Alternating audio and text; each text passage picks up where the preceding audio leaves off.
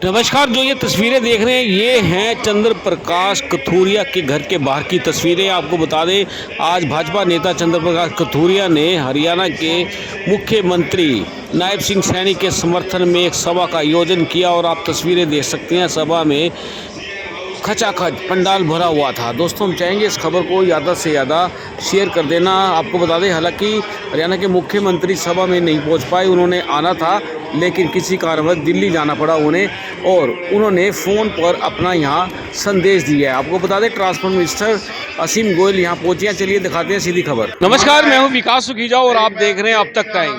दोस्तों हम पहुंचे हैं करनाल के सेक्टर 13 में और शुगर फेड के हरियाणा के पूर्व चेयरमैन चंद्र प्रकाश कथूरिया के द्वारा आयोजित एक कार्यक्रम के अंदर। आपको बता दें इस कार्यक्रम में हरियाणा के मुख्यमंत्री नायब सिंह सैनी ने पहुंचना था लेकिन किसी कारणवश वो नहीं पहुंच पाए, लेकिन कैबिनेट स्तर के मंत्री यहां पहुंचे हैं। आपको बता दें भारी संख्या में यहां पर भीड़ मौजूद है और ये कार्यक्रम जो यहां पर चल रहा है ये चल रहा है लोकसभा चुनाव और विधानसभा के उपचुनाव को लेकर ये एक सभा का आयोजन किया गया है। आपको बता दें हरियाणा के पूर्व मुख्यमंत्री भारतीय जनता पार्टी की टिकट से लोकसभा का चुनाव लड़ रहे हैं और वहीं सीएम हरियाणा जो नायब सिंह सैनी है वो उपचुनाव लड़ रहे हैं। दोस्तों इस पूरे प्रोग्राम को लेकर एक कार्यक्रम यहाँ आयोजित किया गया। हम चाहेंगे इस खबर को ज़्यादा से ज़्यादा शेयर कर देना। सुनवाएंगे किस नेता का क्या कहना है, सीधा ले चलते हैं पूरे कार्यक्रम में।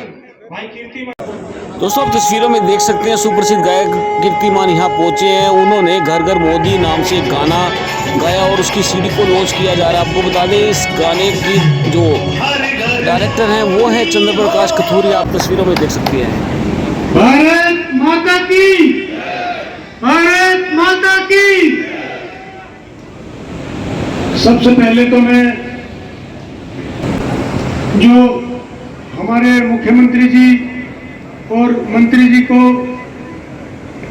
आशीर्वाद देने के लिए आए हैं उनको प्रणाम करते हुए उसके बाद मैं आपको बताना चाहूंगा आज हमारे बीच में हमारे हरियाणा की शान हमारे भाई ट्रांसपोर्ट मिनिस्टर भाई असीम गोयल जी, जिनको केवल मात्र निवेदन किया मैंने कि आप भी अवश्य आना और वो तुरंत आकर के हमारे बीच में विराजमान हुए हैं। मैं उनका हृदय से स्वागत करता हूं और धन्यवाद करता हूं और उनके साथ ही हमारे बहुत ही आदरणीय मैं कहूं कि इस प्रदेश के अतिथि हैं कि स्टेट गेस्ट हैं, इसमें भी कोई दो राय नहीं है। गुलाब सैनी जी माननीय मुख्यमंत्री जी के भाई हैं और गुलाब सैनी जी न केवल मुख्यमंत्री जी के भाई बल्कि कनाडा के प्रधानमंत्री जी के कनाडा सरकार के एडवाइजर हैं और बहुत बड़े हमारे साथी हैं और यहाँ पर 25 तारीख तक हमारे बीच में हमारे अतिथि के रूप में यहाँ विराजमान है। मैं उनका बहुत बहुत धन्यवाद करता हूँ गुलाब जी का। मंच पर विराजमान हमारे अध्यक्ष जी शुभम जी, इस वार्ड के पार्षद जी अपने विक्रम जी, मंच पर विराजमान विजयपाल जी और भी मंच पर अपने साथीगण, मैं सभी का यहाँ हृदय से स्वागत करता हूँ और आज की सभा में पहुंचने का अपने साथियों के साथ धन्यवाद करता हूँ। मैं एक आग्रह करने का प्रयास करूंगा। आपका धन्यवाद विजयपाल जी आए हैं, मैं इनसे भी आग्रह करूंगा कि अपना स्थान ग्रहण करें। विजयपाल सिंह जी विराजमान हुए मंत्री जी, आप अपना स्थान ग्रहण कीजिए।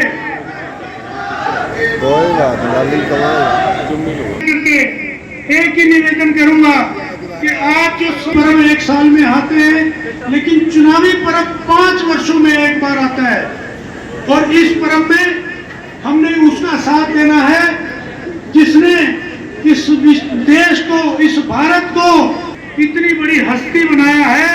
आज हम पूरे विदेश में कहीं भी जाते हैं, अगर ये बताते हैं कि हम भारतीय हैं, जो सम्मान हमें मिलता है उसका श्रेय अगर किसी को जाता है तो श्रीमान नरेंद्र मोदी जी को जाता है, भारतीय जनता पार्टी को जाता है।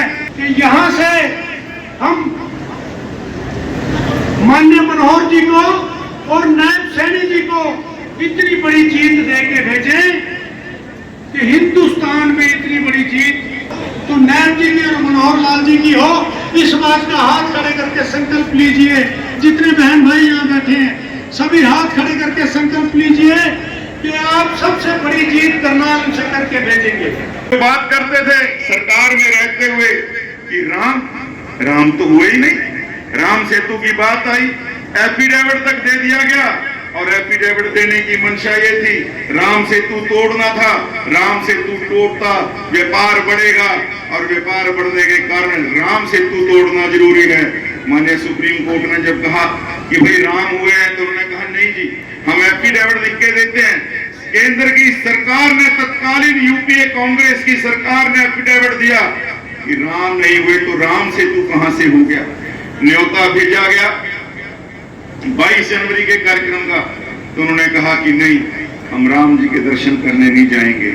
आपको समझाना चाहिए। और जिस पाकिस्तान के पूर्व विदेश मंत्री ने अभी हफ्ता पहले कहा कि कुछ हो जाए, नरेंद्र मोदी भारत के तीसरी बार प्रधानमंत्री नहीं बनने चाहिए, भारत का प्रधानमंत्री राहुल गांधी होना चाहिए। तो हमें समझाया कि किस प्रकार का एक विचार, किस प्रकार की लड़ाई देश के अंदर इन लोगों ने अंदर ही अंदर चला रखी है। मेरा भारत भारत ना रहे, मेरे भारत के विचार को नष्ट करना, मेरे भारत के विकास को नष्ट करने के नहीं, विचार को भी नष्ट करने का ये चुनाव जो है कांग्रेस की तरफ से चलाया जा रहा है। फैसला हमने करना है। जो वोट आदरणीय मनोहर लाल जी और नायब जी को जाएगा, वो वोट नरेंद्र मोदी जी को जाएगा, भारत के विकास, भारत के विचार को जाएगा। और जो वोट विपक्ष में जाएगा, वो वोट जो पाकिस्तान की इच्छा पूरी करने वाले लोगों के मन के अंदर जाएगा। और मैं बातें मानता हूं, पाकिस्तान के एक आम आदमी की वीडियो मैंने देखी, उसके अंदर उस पाकिस्तान के आम आदमी ने कहा कि हिंदुस्तान वालों, आप हमारे बड़े भाई हो। उसने अपनी भाषा में कहा था और उसने कहा कि आप हमारे बड़े भाई हो। हमारे हुक्मरानों ने पाकिस्तान को समाप्त कर दिया। अगर आप हमारे बड़े भाई हो, हमें छोटे समझते हो, 1 साल के लिए नरेंद्र मोदी हमें प्रधानमंत्री के नाते उधार दे दो। पाकिस्तान की आम जनता ये बात कह रही है और पाकिस्तान के नेता नरेंद्र मोदी जी को नेस्तनाबूद करने की बात करते हैं। वो पाकिस्तान जिसने अपने आप को आतंकवाद किराए के ऊपर देने वाला देश घोषित कर दिया, उसकी हिम्मत होती थी, कभी भी आता था अपने आतंकवाद का नमूना भारत के अंदर देके चला जाता था, क्योंकि उसको लगता था मेरी ब्रेड और बटर के लिए, मेरी रोटी के लिए इससे बढ़िया जरिया नहीं हो सकता। केवल एक देश आपको नजर आएगा पूरी दुनिया में जो आतंक को किराए पे देने का काम करता है, पाकिस्तान। जब दिल करता यहाँ बम्बारमेंट कर दी, जब दिल करता तोपों के मुंह हमारी तरफ कर दिए। 2 हरकतें की उरी और पुलवामा के अंदर, 2 हरकतें की। नरेंद्र मोदी जी ने कहा ये भारत अब बदल गया है, ये वो भारत है पहले छेड़ता नहीं और बाद में छोड़ता नहीं।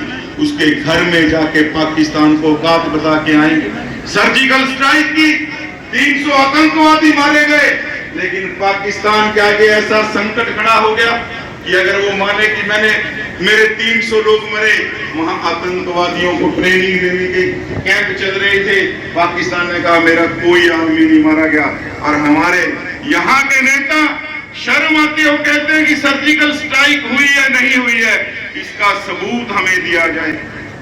और उसी पाकिस्तान ने जब दोबारा हरकत की, बालाकोट की एयर स्ट्राइक की, और आपके ध्यान होगा मुझे तब एक आम भारतीय के नाते गर्व हुआ अपने वोट देने के ऊपर, जब अभिनंदन को, जो हमारे पायलट को पाकिस्तान ने पकड़ा, नरेंद्र मोदी जी ने केवल एक फोन किया, हमारा अभिनंदन 48 घंटे के अंदर सकुशल एक खरोंच लगे बिना वापस नहीं आया, पाकिस्तान का नाम इस दुनिया के नक्शे से समाप्त कर दिया जाएगा।